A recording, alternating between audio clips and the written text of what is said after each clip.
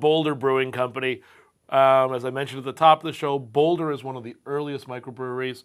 There was a stretch where, in the later 80s, where it didn't look like it was going to survive. They reconfigured some things and have turned into making some just great beer.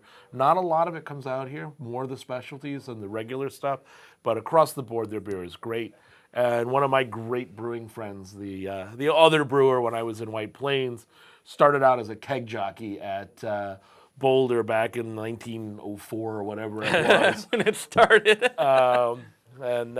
Mike just volunteered and did whatever he could, and slowly but surely got turned into a brewer there, and he now runs the Frog and Roast Beef brew chain in France. No kidding. Yeah. Wow. I hear from Mike every once in a while, and he's still having a ball. Mike had some great stories to tell about Boulder in the early days, because he really was there part of the early stuff, and it was very, very manual labor. And he really was, he was like cleaning kegs by hand all day long. That was his job. You got to start at the bottom if you want to make beer. Well, this is sort of at the top of theirs. They started making this beer in 2002. They do make just a little bit of it, and now they've also got a new series out, and this is the second one in it, called their Looking Glass series. So you can see a little bit of a hint of like trying to make that look like it was stained glass or something. I love the wax. I love the wax on it. I think makes for just a really pretty package. It makes you realize that I'm opening something that's special. You got to break the wax. Think that's hand dipped? Has to be. Yep, absolutely hand dipped. So every one of them will be original. And this is the 2011 vintage. It is vintage dated on the front. All right, Jeremy, finally some Killer Penguin. It was killer wax for that Killer Penguin. Oh, wow, does this pour beautifully. Wow, that's lovely. Again, it's similar color to the Bigfoot, maybe just a tad lighter. And it's got a wonderful head. About the same color. Maybe I'd even go a tad darker, but either way, it's close enough. Ooh, wow. Much more malty. Yeah. Really, really malt forward. Lots of biscuity. Yeah, very much so. And you were talking about that graham cracker with the New Glarus. I think this is very graham crackery. This is the chocolate graham crackers. Remember those from your chocolate years? Graham crackers. If we had marshmallows, we could make s'mores. Now this really comes off to me more like a barley wine rather than a double IPA. Yeah. There's hops there, but the malt is really on play in this one. No, this is a really malty nose. And they were, being one of the earlier microbrewers, yes, they were very hoppy at the time, but relative to what's out there now, they're not.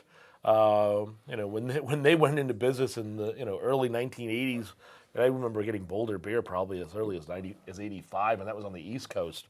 You're like, whoa, there's hops! Wow, there's hops! And now you're like, where's the hops? You're catching more like hop bitterness than you are really hop flavor. There's just enough. There's just enough hop bitterness at the back end, although most of this is getting dried off by the alcohol. Yeah. You notice that right off. It's 10% alcohol. There's no two ways around it. It's this is the amount of alcohol in a lot of the German wines. A lot of the German whites are about the same level of alcohol.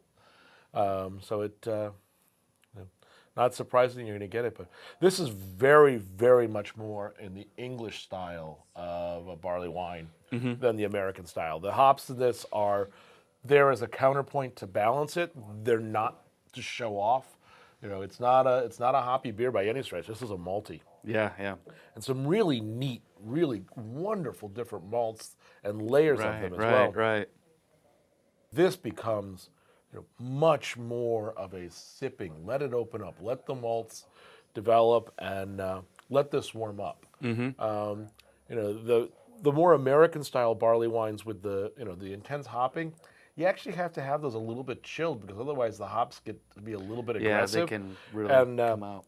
This one actually, I'm actually wishing it would warm up a little bit quicker because I want to see more of the depth of this malt come out. Really pretty malt in this. Yeah. And the carbonation on this is nice too. There's some bright carbonation which helps to carry it across the tongue a lot easier. Yes, I want all of you to stay away from the killer penguins so that I can keep it to myself. Be afraid of those killer penguins. We'll take care of them for you. Well, cheers, Jeremy. Yeah, cheers. So Killer penguins, here we go.